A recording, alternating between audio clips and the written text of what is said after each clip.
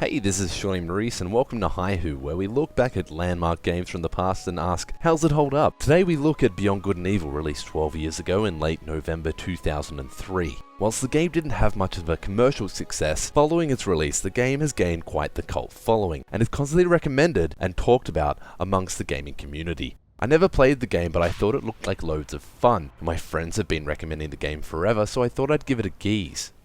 Upon opening up the game, I actually came across my first issue, but that's fine.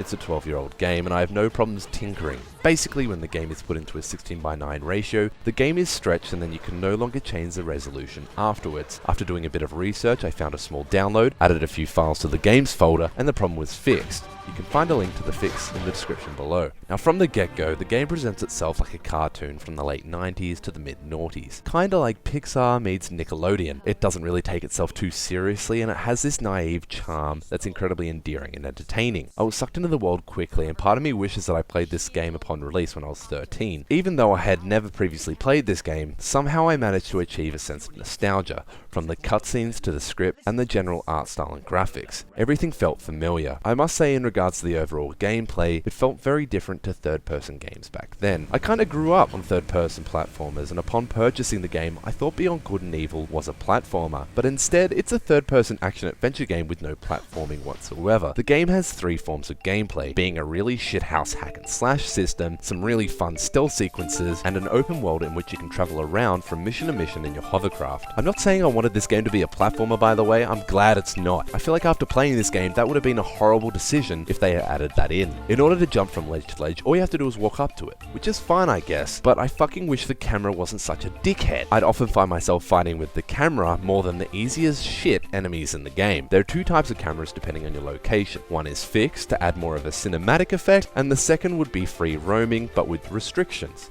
The developers also tried to add a smart camera feature too, but this is where it kind of falls on its ass. It would constantly get caught into the environment's tight surroundings, glitch and jump like a fucking spazzo. It then would sometimes clip to the walls and make things partially invisible. Whilst it's not game breaking, it's really fucking annoying. Whereas most third-person games, I'm more than used to moving the character and the camera simultaneously. I felt like I had no control over the camera whatsoever. I must say though, the cinematic type camera angles were really nice and easy to play with. Some of them worked beautifully in the stealth segments. Outside of the stealth segments, the game has you solve a few puzzles. And can I just clarify something here? Making me mash the attack button and pushing an enemy into a barrier so I can proceed to the next room isn't exactly a challenge or a puzzle. And I know that this is a kid's game, but fuck man, there were times where there were no actual puzzles and times where I'd have to do these stupid fucking fights that serve no real purpose apart from getting access to the next room. It would have been nice if they replaced the combat with more puzzles or maybe stealth puzzle bits instead. I didn't mind the boss fights as much as the general fighting. They were actually a challenge and they were pretty fun. I think the combat was the easiest and weakest part of the game, and after finishing it, I feel like it shouldn't have been in there at all, but where the combat falls on its dick,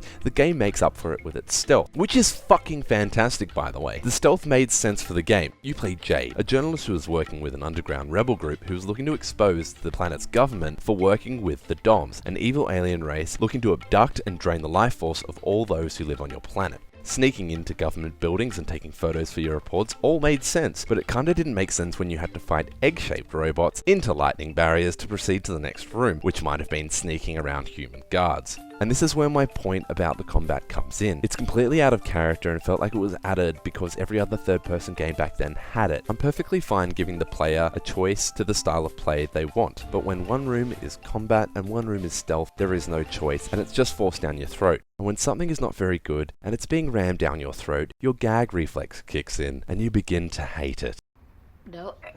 Oh, what are you doing? Are you gonna throw up? No. Then why are you gagging? Oh, because D, that triggers my gag reflex too, and then I feel like I'm gonna throw up. So. It's fine. I had some bad spaghetti. Collectibles and third-person games have been and are still a very big part of the genre, and the way they approached collectibles was pretty unique and a breath of fresh air. Instead of running around collecting floating orbs or diamonds, whenever you see some form of wildlife, you get out your camera, snap a photo, and get paid for it. Once your roll of film is filled up, you get a pearl, which lets you purchase upgrades for your hovercraft. This was a really fun and engaging system. Instead of having these things easily accessed, it actually posed sometimes as a challenge. You had to quickly pull out your camera and snap them when they were in focus, sometimes in the middle of a fight, or whilst driving quickly around in your hovercraft. Some of these animals were even hidden by puzzles. I really liked this aspect of the game, but there's one fucking part I hate about Collectibles, and this is when the game stops you from progressing the story until you have enough of something. Now we all remember Moneybags from Spyro and how much of a fuckwit that dude was, and I was dreading the possibility of that happening in this game. And it happened. In order to have enough pearls to upgrade some of my equipment to further the story, I had to participate in some side missions. Now that would be fine if they were fun. Let me fucking progress the story, let me fight a boss or something, just don't make me do chores. Whilst I didn't have many pearls to collect due to enjoying the photography feature so much, I did have to partake in some chase sequences and some races with my hovercraft, which by the way, have the worst fucking controls and input response times ever. It just felt like the game was trying to shove too much in for what it already was, which was a girl trying to sneak into government agencies and prove that they were all a bunch of turkeys. Now aside from all my bitching, I just want to clarify that this was a really fun experience. I'm complaining about the fighting, but look, there isn't too much in there. The camera only fucked up from time to time, and all of these faults are pretty forgivable because the story, characters, dialogue was all so enjoyable. The game is pretty short, clocks in around 8 hours, so you really get the story told to you quickly before everything starts to become old. Towards the end of the game, it all started to become a tad buggy, cinematics had no sound, and in the last final boss fight, just as I killed the boss, and the last cinematic started, the game froze and it crashed to my desktop, and I had to watch the last final cutscene on YouTube. Which is fine, shit happens. The game goes for around $10 on Steam, but how does it hold up? Pretty well. Is it worth it?